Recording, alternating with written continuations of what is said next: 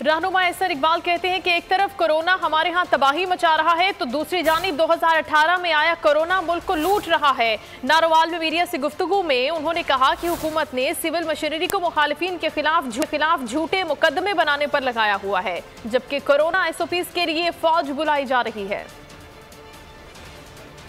इस वक्त मुल्क के अंदर जो कोरोना की सूरत हाल है, जो लहर है, हमने सियासी सरगर्मियों को उस हवाले से महदूद किया है। करप्शन का जो हाल हो गया है कि दोनों हाथों से इंतज़ामिया लोगों को लूट रही है। एक तरफ कोरोना लूट रहा है और दूसरी तरफ ये 2018 का जो इलेक्शन में कोरोना आया था, ये पाकिस्तान को खा रहा है और बर्बाद कर रहा है। सुप्रीम कोर्ट ने 25 मार्च को पंजाब के बल्दियाती इदारे बहाल किए थे।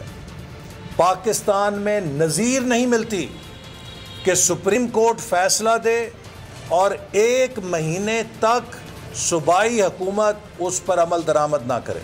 जहां सुप्रीम कोर्ट को इस हुकूमत ने रद्दी की टोकरी में फेंक दिया उसके फैसले को, तो फिर और किसी अदालत की इस मुल्क में क्या हैसियत रह जाएगी। हम इस बात का इंतज़ार कर रहे हैं कि इमरान खान साहब जहांगीर तरीन साहब को NRO कब दें।